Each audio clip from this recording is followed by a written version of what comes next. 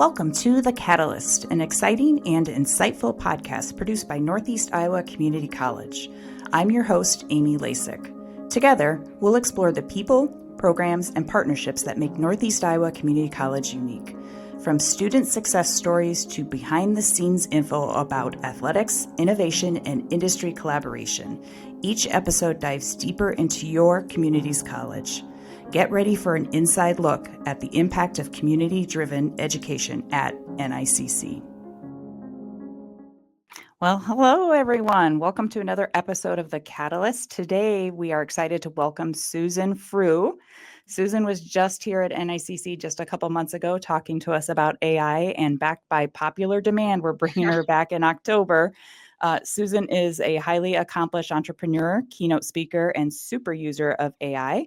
Her journey began in the fast-paced tech world of New York City, where she ascended to the role of general manager for 2 countries within a Fortune 20 telecom company.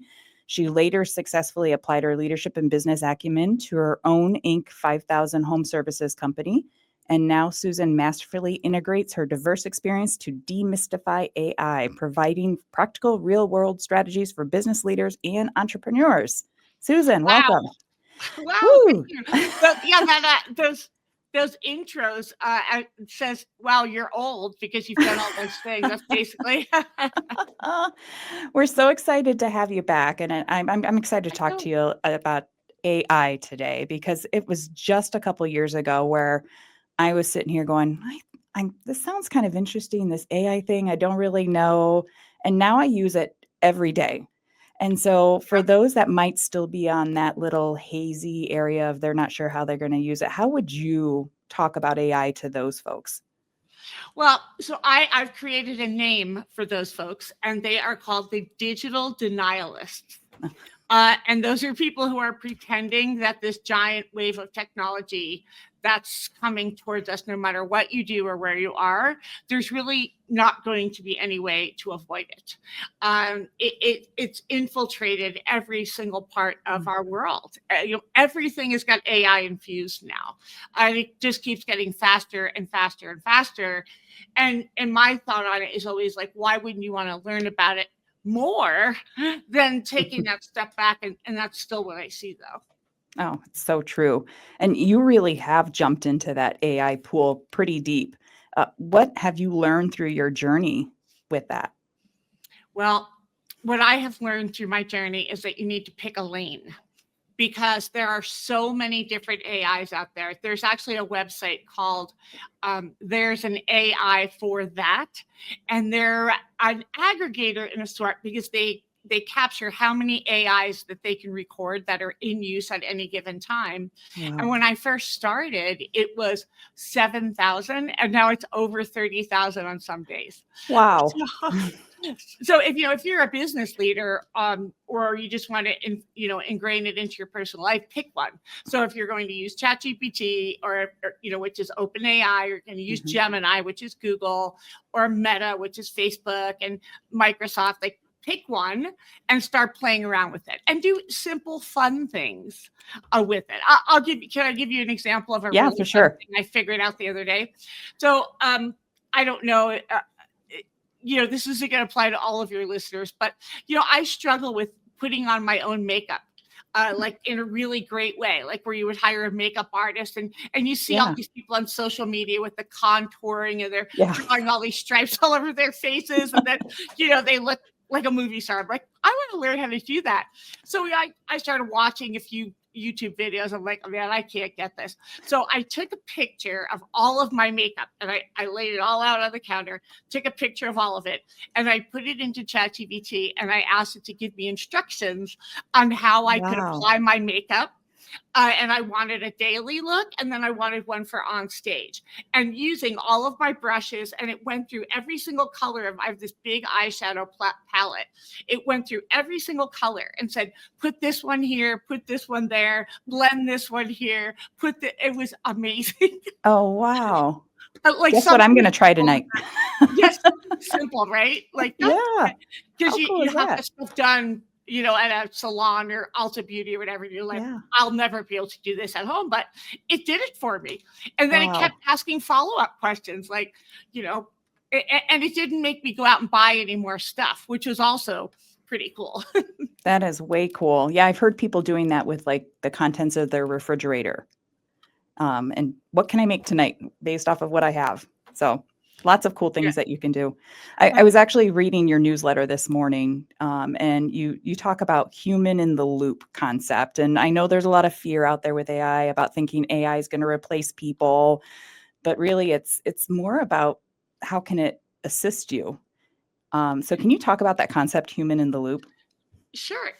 I love that phrase, and I wish that I owned it, but I don't. Unfortunately, there's but the theory is right, Yeah. because regardless of what AI is coming into play here, there still needs to be human verification, interaction, strategy, and I always say we're going old school before we go new school. And by doing that, by going old school, what I mean by that is you need to go and map out all of your workflow and your processes in your organization, and then figure out where you want to use AI, where it can be helpful to you. So first and foremost, you want to start getting rid of all the things that hold you back. So what keeps you from doing the best work every single day? And maybe that's email overload, or maybe it's creating that newsletter, or writing that safety briefing, whatever it is that holds you back and just is a giant time suck. Mm-hmm. Figuring out how you can delegate that to your very, very smart and very inexpensive right? Because for $20 a month, you get a PhD level intern to help you. So take Oh, it. amazing. I mean, it's a brilliant way to get your job done and have a helper. Yeah, I've always wanted a personal assistant, and this is very helpful. Saves a lot of time. Uh, Yeah. I I do want to talk about you do have a book out called "Compete on Awesome, Not on Price." So tell me and tell our listeners a little bit more about what exactly does that mean? Well, I wrote that book when my husband and I had our plumbing company, and what we really realized is there was such we're in a bigger city. We're near Denver. It's very populated. There's a lot of plumbing and heating companies, and some of them are huge. They're owned by private equity. They spend a lot of money on marketing. So there was really no way for us to compete against them on pay-per-click advertising. We tried for a while. We just about went broke doing it. And so we started doing things that were different and better, and maybe didn't cost any additional money, like sending cookies and sending brownies and Oh thank you yeah. calls, and we sending a sympathy card if we saw someone lost a loved one. So we'd have dog biscuits on all the trucks. So that's basically the idea, and I feel that same way about AI, because if you're a business owner or leader, your competition is going to be using AI. And if you decide you're not going to do it and they are, it's going to really mess up your cost structure. Because if they have, a bullpen of 5 AI agents working on marketing and you don't, now, they're going to blow you out of the water. Oh yeah. So that is what you need to be considered.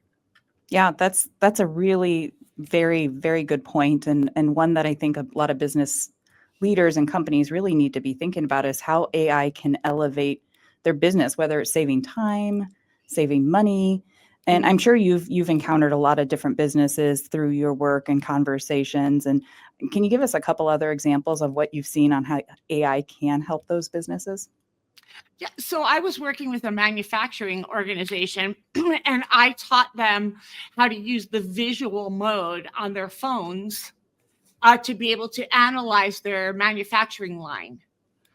And so they were able to do that and have a two-way conversation with the AI while they were looking at the problem. So then the person who was doing it was asking questions. The AI was asking questions back while they were looking at this. Oh wow. And certain things came up that they were able to redefine how they were running the manufacturing line. So, they had to switch from one product to another. And when doing so, it cost a lot of time So the AI was able to give them a different plan for how to do that. So then they could save all that time and money on it. And they didn't lose any employees, they didn't turn anyone off. They just were able to produce more product in a shorter amount of time. And that's what it's going to be all about. Oh, how cool. Like, how many of us have things that we're like, that's on my to-do list. I'll get to it at some point. If you can accelerate that through use of AI, that's awesome. Absolutely. Yeah. And another thing, one of my favorite things, I should work for Google. Google, if you're listening, I should be your next hire. But they have a product called Notebook LM. And if you're using a workspace account, it's free. And I don't know how longer it's going to be free. I mean, I can't believe that they're letting us all play with it like we are now. But something really cool in there, you can put all of your old training documents, everything you got, your website, your any PDFs you have, an employee manual, what have you, just load it up, load it into Notebook LM, and it will create a podcast for you in 100 languages. So imagine that. You can take all of your training, break it up into small bites. You can have your employees download it on their phone in whatever language they want to hear it in. And bam, now we've got a podcast for free. That is huge. We hear from employers all the time of hiring individuals that maybe don't speak the language, and they're great employees. They show up all the time, but we really need to be able to communicate some of these processes. What a great tool to help that. Absolutely. And I am not wearing them right now because I just had a two-day trip with them on, but I have the Meta AI glasses. So they also have a translate in them. So you could be speaking to me in any language and I'll be hearing it in English. So cool. The Bluetooth just sits right behind your ear, and you can hear a podcast that way. You can take videos, take pictures. I had a long drive yesterday coming from a speaking engagement up in the mountains, and I had them on, and I just double clicked, and I took a video of all the leaves changing. Oh, so it's so amazing. And it happens so fast. Things are changing so quickly. So we do have you coming back to NICC on October 8th. And this workshop's going to be a little bit different than the last time you were here. Can you talk a little bit about what people can expect when they're here? Yes, we are going to actually map out your processes. What I spoke about earlier, the going old school before you go new school. We're going to really dive in, laptops open, roll up your sleeves, and we are going to map the processes in your business. And we're going to identify areas where you could use a little bit of assistance. And is that a good spot for AI? And if so, what AI? And then they will walk away with a map of exactly what to implement for their next year. And please, for those listening, don't feel overwhelmed by this. I'm going to ask you to pick one or two small things to do in the next, say, 90 days. And then once you have that down and it's working, then you move on to the next. And we'll also be talking about communication plan with your employees. How do you roll this out? What does the training look like? Because that's what I'm also finding is companies who are not being successful at rolling out AI in their organizations are doing these two things wrong. One, they are not communicating to their employees and sharing their vision for AI. So then the employees are just getting really nervous and overwhelmed because no one has said anything. Secondly, people who do not have an AI policy. So your policy needs to say what an employee can and cannot use. If you are providing them with Copilot or ChatGPT, I really suggest you have the paid version, because otherwise your data is not safe. On the free version, you are sharing it with the world. So that's some of the things that we'll be going over. Interesting. Yeah, well, that sounds really cool, because they'll be able to just come in and really bring something tangible that they can just get started with right away and see the value of it right away. That sounds pretty exciting. And you talked a little. Go ahead. I wanted to tone in a little bit on the communication piece and how important that piece of it is. And I've just been exploring recently some of the avatar pieces with AI and how that can be used in getting the message out and still have that personal connection? I know you've played around with that a little bit. What's your experience been? Well, I play with avatars all the time, and they're getting better and better and better, which is really quite scary. Yeah. And you can make your own avatar speak in 129 languages now and dialects. So, Spanish has like 30 different dialects in there now, which is amazing. They don't have any of the American English dialects though. So that they don't have Jersey, they don't have Southern, they don't Not have yet. no, not yet. But that communication piece, that is so critical. So I'll give you an example. I have been doing some training for some organizations, some bigger organizations, where I'm working with different departments. So we'll do different training in different departments. And I was wondering why in some of the training, there were certain groups or certain individuals that were not doing their homework. They were not turning on their cameras. They were like totally disengaged during the training. And at first I just couldn't figure it out. Like, why are they doing that? Mhm. And what I realized is that they were concerned about losing their jobs. And they felt that if they learned all of this and the company started moving in this direction, that it would make them, safer Wow. by not participating. But in reality, it's the opposite. Right? Because if your company is not getting on board and now they're trying to compete with other companies who are on board, your cost structure is going to be upside down. Mhm. So once I realized what was happening, I went back to the CEO and I said, look, you need to have an all hands meeting and you need to explain to these folks exactly what this plan is about, what you envision, how they fit into it, what do you see their role in the future, like all of the things, because you're creating this very unsafe environment for your organization and they're not going to flourish.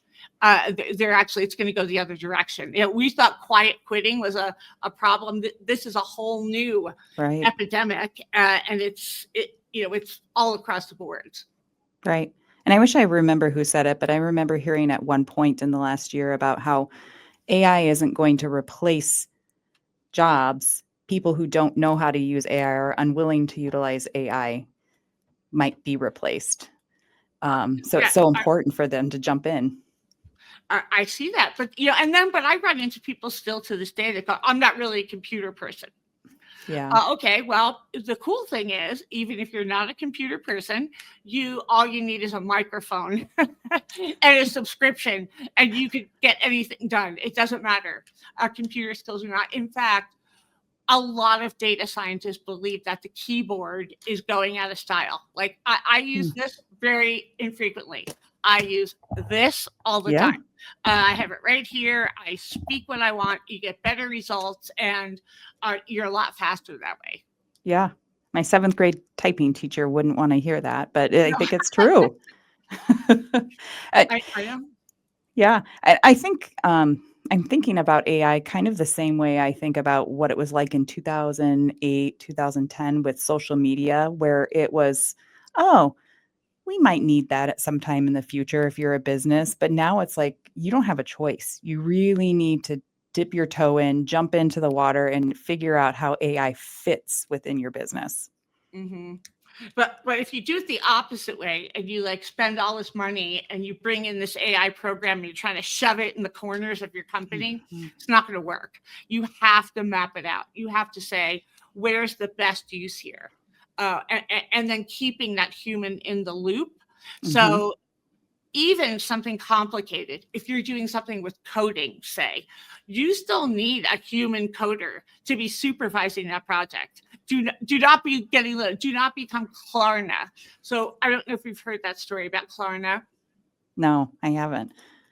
So Klarna is a massive organization. I actually believe they own Spotify, but they created all these news briefs earlier this year about how they laid off all of these employees because they were going to become so efficient with AI, yada, yada. Well, guess what? Their customers hated it. They could never get to a person. It was failing miserably. And then they had to sort of unwind and hire back a whole bunch of people, if they hadn't already moved on. But I've seen a lot of CEOs doing that. That's not the way to do it. You have Oh, to no. understand how your company can be uh, more efficient and Sure. be a better organization by leveraging the technology with your current structure. Absolutely. Because AI still makes mistakes too. Yeah. And yeah. And so as a person, you have to go in there and figure that out too. And it's very convincing when it makes mistakes too, because it will argue back with you and say, "Oh no, this is right." You like, and that's why I use a program a lot called ChatHub.gg. And make sure, folks, you say do GG, because I think .com is a porn site. That happened to, I was using it one time and I was informed of that. But ChatHub.gg allows you to see all of the AIs working at the same time. Oh, wow. And it's very inexpensive to use, and you can see how it, like, so if you're concerned that something is hallucinating, you can put it in there and see, what Google says and what Microsoft says and so on and so forth. So then you're not just taking the word of ChatGPT. Yeah. That's so important. I remember watching a video at one point and somebody, I think it was ChatGPT, asked them how many R's are in the letter strawberry, and it kept arguing with them that there's only 2 R's. Yeah, that is a big thing. No, none of us can figure out why it can't spell strawberry. And up until very recently, it couldn't count words either. Really? So if you were trying to write your newsletter, and the average length for a newsletter / blog should be around 1,000 words.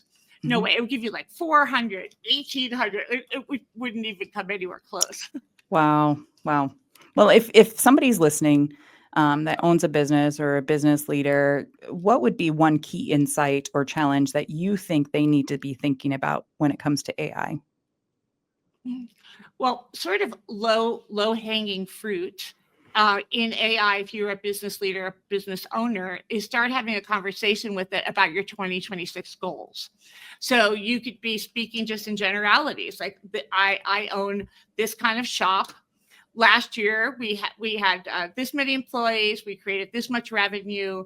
We do our marketing. Tell it all of these great things about you. You should also always go into your ChatGPT and customize it so it sounds like you. But it's a really great time to have a two-way conversation with the AI about your strategy for next year. What plans do you want? And speak to it in plain English. And that's why they're called large language models, because they interpret our voices and our thoughts and have it help you map out your strategic plan for 2026. And then be prepared to have your mind blown. You can even put in your website and say, how can I create a better presence with my website? How can I do my marketing better? Like, you can ask it all the things that, you would be struggling with going into next year, especially if you're shorthanded and money's always an issue in small businesses, like always try to figure it out. Yeah, sure. This is a great tool to help. So amazing. So many things that you can do with AI. And, we're out of time already, Susan. It goes so fast. I could talk about this for a long time, but I want to thank you for joining us and spending a little time with us and sharing all of your insights on AI and what it means to folks, both as individuals and as business leaders and owners of businesses. So thank you so much for joining us. And I'll see everyone soon. So excited. Yes, we're excited too. Yeah, the good news is the conversation on AI is probably never going to be over, but definitely not over with us and with Susan. She'll be back with us on October 8th at the NICC Piasta campus. We're putting up a QR code for anybody watching. If you're just listening to us, you want to go to nicc.edu/business-summit. And you'll find all the details there and can get registered. And we would love to have you out, and we can have a great conversation and leave with something tangible with Susan on October 8th. Absolutely. Great. Thank you so much, Susan. We'll see you soon. Thanks, Amy. Thanks for joining us on this episode of The Catalyst. If you enjoyed the conversation, make sure to follow or subscribe on your favorite podcast platform so you never miss an episode. Want to learn more about NICC and the many ways we support our students, partners, and community? Visit nicc.edu for more resources and upcoming opportunities. This podcast is produced by Northeast Iowa Community College and hosted by me, Amy Lasik, with executive producer Tessa Hill, producer Travis Hunt, and graphic designer Ashley Konzen.